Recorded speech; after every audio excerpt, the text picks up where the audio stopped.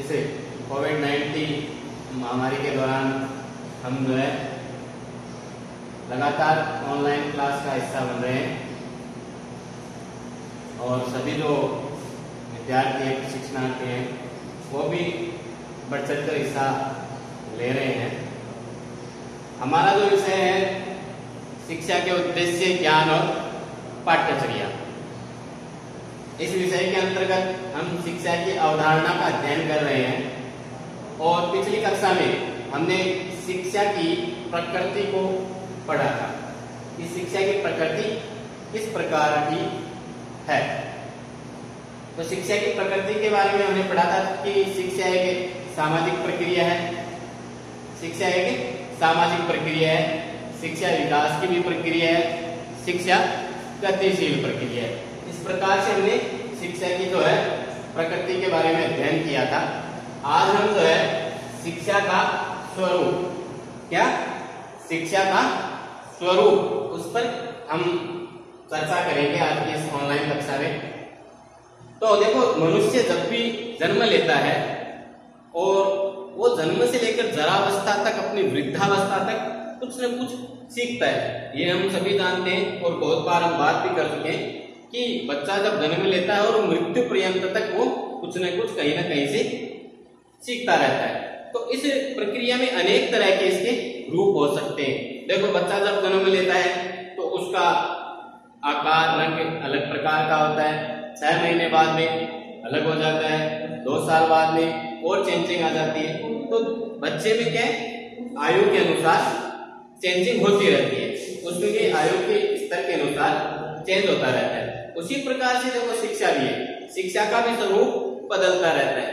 कहाँ कैसा अलग अलग तरह का जो है शिक्षा का स्वरूप होता है। तो इसमें अनेक स्वरूप होते हैं। अब देखो, एक सभ्य और उन्नत समाज अपने नवीन सदस्यों को समाज का उपयोगी अंग बनाने के लिए उनकी रुचियों और प्रतिभाओं के अनुकूल उसके व्यक्तित्व का समुचित विकास कर उन्हें एक सुशिक्षित सदस्य के रूप में अंगीकृत करने के लिए ज्ञात और अज्ञात अनेक उपाय करता है। और ये सब उपाय क्या है, शिक्षा का स्वरूप कहलाते हैं। अर्थात शिक्षा की प्रक्रिया के अंतर्गत कोई भी सभ्य समाज है, उनके व्यक्ति हैं, वो क्या करते हैं, उस व्यक्ति को उपयोगी अंग बनाने के लिए, समाज का उपयोगी अंग बनाने के लिए उसका अनेक तरह से, उसकी शिक्षा को प्रदान करने में अनेक तरह से सहयोग करते हैं। और वो सहयोग या वो प्रक्रिया जो है शिक्षा का स्वरूप कहलाती है। चलो, इसके बाद में हम आगे देखते हैं कि शिक्षा के मुख्य रूप से कितने स्वरूप हैं। देखो, शिक्षा के मुख्य रूप से 4 स्वरूप हैं। शिक्षा के मुख्य रूप से 4 स्वरूप हैं। नियमित शिक्षा एवं अनियमित शिक्षा। नंबर 2, प्रत्यक्ष एवं अप्रत्यक्ष शिक्षा। नंबर 3, वैयक्तिक एवं सामूहिक शिक्षा। नंबर 4, सामान्य एवं विशिष्ट शिक्षा। ये 4 प्रकार की शिक्षा का जो है स्वरूप विद्वानों के द्वारा निश्चित किया गया है। हमारे पाठ्यक्रम के अंतर्गत यह बात आती है, इसलिए हम इसका अध्ययन कर रहे हैं, शिक्षा का स्वरूप। अब इसके स्वरूप कितने हो गए देखा जाए तो प्रकार 4 बताए, लेकिन 4 प्रकारों में भी 8 प्रकार आपके सामने हो रहे हैं। नियमित, अनियमित, प्रत्यक्ष, अप्रत्यक्ष, वैयक्तिक, सामूहिक, सामान्य और विशिष्ट। ये 4 प्रकार होते हैं। 4 के 8 हो रहे हैं, वो एक अलग बात है। तो हम देखते हैं नियमित एवं अनियमित शिक्षा। सबसे पहले हम नियमित शिक्षा एवं अनियमित शिक्षा के बारे में अध्ययन करते हैं। नियमित शिक्षा, इसमें सबसे पहले हम देखते हैं कि नियमित शिक्षा क्या है। तो जो शिक्षा नियम पूर्वक किसी विशिष्ट उद्देश्य में निश्चित योजना अनुसार बालकों को प्रदान की जाती है, वह नियमित शिक्षा कहलाती है। इसकी छोटी सी परिभाषा देखो, क्या है परिभाषा, कि ऐसी शिक्षा जो नियम पूर्वक किसी विशिष्ट उद्देश्य को पूरा करने के लिए बालक को योजना अनुसार दी जाती है, और किसी निश्चित योजना के अनुसार बालकों को जो प्रदान की जाती है वो नियमित शिक्षा कहलाती है। छोटे से स्वरूप में देखें हम, फिर से इस बात को समझे कि ऐसी शिक्षा जो नियम पूर्वक किसी विशिष्ट उद्देश्य से निश्चित योजना अनुसार बालकों को प्रदान की जाती है या बालकों को दी जाती है, वह क्या कहलाती है? नियमित शिक्षा। अब इस शिक्षा का सर्वप्रथम क्या होता है? नियमित शिक्षा के अंतर्गत क्या होता है? सर्वप्रथम पाठ्यक्रम निश्चित किया जाता है, एक सिलेबस का, निश्चित सिलेबस का निर्माण किया जाता है और संस्थाओं की स्थापना की जाती है, मतलब विद्यालयों की स्थापना की जाती है और आवश्यक उपकरण जुटाए जाते हैं। आवश्यक उपकरण कोई भी, जैसे कक्षा के लिए श्यामपट्ट की व्यवस्था है, चौक की व्यवस्था है, डस्टर की व्यवस्था है, बच्चों के बैठने के लिए दरी या टेबल कुर्सी की व्यवस्था है, अनेक तरह के संसाधन जो है आवश्यकता अनुसार जुटाए जाते हैं। और प्रतिदिन फिर क्या होता है? शिक्षकों की नियुक्ति की जाती है। भाई शिक्षा प्रदान करनी है, इसलिए गुरु चाहिए, हमें शिक्षक चाहिए, इसलिए शिक्षकों की भी नियुक्ति की जाती है या शिक्षकों को भी रखा जाता है। और फिर उसके बाद में क्या होता है? प्रतिदिन निर्धारित समय पर नियमित रूप से संस्थाओं का संचालन होता है। तो निश्चित आयु और योग्यता के बालकों को संस्था में प्रवेश मिलता है और पाठ्यक्रम पूरा कर लेने पर बालक का संस्था त्याग कर देती है। और इस शिक्षा के प्रमुख साधन क्या है? विद्यालय।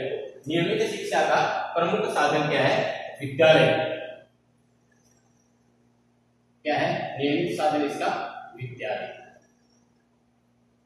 नियमित शिक्षा का। अब इस शिक्षा में क्या होता है कि किसी भी जो ऐसी शिक्षा जो नियम पूर्वक किसी विशिष्ट उद्देश्य को पूरा करने के लिए योजना अनुसार बालकों को, बच्चों को प्रदान की जाती है, नियमित शिक्षा कहलाती है। इस शिक्षा के अंतर्गत संस्थाओं का पाठ्यक्रम निश्चित किया जाता है, संस्थाओं की स्थापना की जाती है और आवश्यक उपकरण जुटाए जाते हैं, शिक्षकों की नियुक्ति की जाती है और शिक्षकों की नियुक्ति करने के पश्चात प्रतिदिन निर्धारित समय पर वह संस्था संचालित होती है और तथा निश्चित आयु और योग्यता के बालकों को संस्था में प्रवेश दिया जाता है। और जैसे पाठ्यक्रम पूरा होता है, शिक्षा पूरी होती है, वहां से बालक छोड़ देता है उस विद्यालय को। तो इसका जो नियमित शिक्षा का एक अच्छा उदाहरण हो गया हमारा विद्यालय, क्योंकि हम विद्यालय में देखते हैं कि आवश्यक सामग्री भी उपलब्ध रहती है, शिक्षक भी उपलब्ध रहते हैं, पाठ्यक्रम भी निश्चित होता है और बालकों को एक निश्चित योग्य योजना अनुसार विशिष्ट उद्देश्यों को पूरा करने के लिए शिक्षा प्रदान की जाती है। ये तो हो गई नियमित शिक्षा। अब दूसरा हम देखते हैं अनियमित शिक्षा। अनियमित शिक्षा क्या है? अनियमित शिक्षा बालक को अनायास स्वाभाविक रूप से मिलती रहती है। अनियमित शिक्षा क्या होती है? बालक को अचानक से कहीं ना कहीं से प्राप्त होती रहती है, वो अनियमित शिक्षा कहलाता है। बालक क्या है? बालक हमेशा क्या है कि अनुकरण से सीखता है, एक दूसरे को देख करके सीखता है। जैसे अलग अलग आयु के बच्चों से संपर्क होना, वातावरण, परिस्थिति और अनुभव, ये सब क्या है? अनियमित शिक्षा के प्रमुख अंग होते हैं।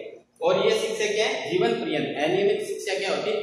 जीवन पर्यंत चलती रहती है, अनवरत चलती रहती है, इसमें किसी तरह का कोई रुकावट नहीं, क्योंकि अनियमित शिक्षा का यह है कि अनियमित शिक्षा लगातार चलती रहती है, बच्चे को कहीं ना कहीं से प्राप्त होती है, चाहे वो वातावरण से हो, चाहे वो परिस्थिति से हो या अन्य किसी मार्ग से हो। जो बिना किसी नियम पूर्वक, बिना किसी योजना की शिक्षा प्राप्त होती है, वो अनियमित शिक्षा कहलाती है। या अनायास ही बालक को स्वाभाविक रूप से कहीं ना कहीं से प्राप्त हो जाती है, ऐसी शिक्षा अनियमित शिक्षा कहलाती है। चलो जी, अब इसके देखो हम उदाहरण देखें अगर अनियमित शिक्षा के, तो सबसे प्रथम बालक का अपना घर परिवार हो गया, उसके बाद में उसका समाज हो गया, धार्मिक स्थल पर जाते हैं बच्चे तो वहां से कुछ न कुछ सीखते हैं, या व्यापार जब मान लो हम बड़े हो जाते हैं कहीं पर व्यापार करते हैं या नौकरी करते हैं तो वहां से भी हम कुछ न कुछ सीखते हैं, तो वो हो गया। फिर कहीं अन्य प्रदेश में जाए, किसी दूसरे प्रदेश में जाए तो वहां के बारे में हम सीखते हैं कुछ, तो वो हो गया। और उसके बाद में जैसे रेडियो है, न्यूज़पेपर है, दूरदर्शन है, अनेक तरह के सामाजिक कार्यक्रम है। इस प्रकार से बालक जो है कहीं न कहीं से मनुष्य है जो कहीं न कहीं से अनियमित रूप से शिक्षा भी प्राप्त करता रहता है। तो ये हो गई नहीं अनियमित शिक्षा। नेक्स्ट हम देखते हैं प्रत्यक्ष एवं अप्रत्यक्ष। तो सबसे पहले प्रत्यक्ष देखते हैं। तो शिक्षक देखो हमेशा ध्यान रखना, शिक्षक अपनी विद्वता, सद्भाव, स्वभाव और अपने विशिष्ट व्यवहार के कारण बालक के लिए श्रद्धा का पात्र बनता है। देखो एक शिक्षक जो होता है वो अपने विद्वता के गुण के कारण, अपने सद्भाव के कारण, अपने व्यवहार के कारण, अपने विशिष्ट व्यवहार के कारण बालक के लिए श्रद्धा का पात्र होता है। सभी बालकों के लिए एक ही पुरुष श्रद्धा का पात्र होता है, ऐसी कोई बात नहीं होती। सभी बालकों का क्या होता है कि अपना एक बेस्ट टीचर होता है। और वो क्यों होता है? क्योंकि बालक उस टीचर को फॉलो करता है, उसके गुणों को फॉलो करता है, उसकी रिस्पेक्ट क्यों करता है? उसके स्वभाव के कारण, उसकी विद्वता के कारण। तो जिसे बालक क्या करता है? श्रद्धा की दृष्टि से देखता है। गुरुवे तस्मै श्री गुरुवे नमः, इस उक्ति को वो सार्थक करता है और अपने गुरु को, अपने शिक्षक को क्या करता है? श्रद्धा की दृष्टि से देखता है, उसका स्वतः अनुकरण करना चाहता है कि जैसा मेरा टीचर है वैसा ही मैं भी करूं। शिक्षक का व्यक्तित्व और उसके सद्गुण बालक को प्रभावित करते हैं। इस प्रकार का प्रभाव जो जातक का अंग बन जाता है, जो बालक का अंग बन जाता है, प्रत्यक्ष शिक्षा कहलाता है। मतलब शिक्षक के ऐसे गुण जो बालक के जीवन को प्रभावित करते हैं वो क्या कहलाते हैं? प्रत्यक्ष शिक्षा कहलाते हैं। अप्रत्यक्ष शिक्षा, देखो प्रत्यक्ष शिक्षा में तो बालक का क्या हुआ? शिक्षक के प्रत्यक्ष शिक्षा में क्या हुआ? बालक शिक्षक से, गुरु से प्रभावित होता है, उसके गुणों से प्रभावित होता है, उसके स्वभाव से होता है, उसके सद्भाव से, उसकी विद्वता से प्रभावित होता है। और ये तो हो गया प्रत्यक्ष शिक्षा। अप्रत्यक्ष शिक्षा हम देखते हैं अप्रत्यक्ष शिक्षा। तो अप्रत्यक्ष शिक्षा के अंतर्गत शिक्षा किसी विशेष वातावरण का या नियमों के माध्यम से उपदेश के रूप में प्राप्त होती है। ऐसी शिक्षा जो किसी विशेष वातावरण या नियम के तहत, नियम के माध्यम से उपदेश के द्वारा जो उपदेश के रूप में जो शिक्षा प्राप्त होती है वह क्या कहलाती है? अप्रत्यक्ष शिक्षा कहलाती है। उदाहरण के रूप में देखते हैं तो उपदेश सबसे उत्तम होता है। जैसे हम किसी पांडाल में गए, धार्मिक पांडाल में, वहां पर किसी महाराज श्री की कथा चल रही है। अब वो कथा क्या है? कुछ नियमों से बंधी हुई रहती है। उस कथा का निश्चित समय भी होता है, लेकिन निश्चित स्थान 7 दिन के लिए, 9 दिन के लिए, 10 दिन के लिए होती है। अब वो महाराज जी तो उपदेश के माध्यम से शिक्षा हम सभी को दे रहे हैं, वो क्या कहलाती है? अप्रत्यक्ष शिक्षा कहलाती है। चलो जी, प्रत्यक्ष शिक्षा का अच्छा, इसके बाद में आगे चलते हैं हम वैयक्तिक एवं सामूहिक शिक्षा। अब वैयक्तिक शिक्षा के बारे में देखते हैं हम। तो प्रत्येक बालक की क्या होती है? अपनी एक रुचि होती है, अपनी एक प्रकृति होती है और अपनी प्रतिभा और योग्यता होती है। तो सभी बालकों की क्या होती है? अपनी रुचि, अपना मस्तिष्क, उसकी प्रकृति, उसकी प्रतिभा और योग्यता सभी बालकों की अलग अलग होती है। ये हम सभी जानते हैं कि किसी भी दो मनुष्यों का मस्तिष्क एक बात को नहीं सोच सकता, सबका अपना अपना मस्तिष्क होता है। ठीक है, मैं आपको कई बार कक्षा में भी कहता हूँ कि एक प्रश्न होता है लेकिन उसके उत्तर सबके अलग अलग आते हैं, क्योंकि मस्तिष्क सबका अलग अलग सोचता है। तो वही बात यहाँ पर कि प्रत्येक बालक की रुचि, प्रकृति, प्रतिभा और योग्यता दूसरे बालक से भिन्न होती है। तो आदर्श शिक्षा क्या है?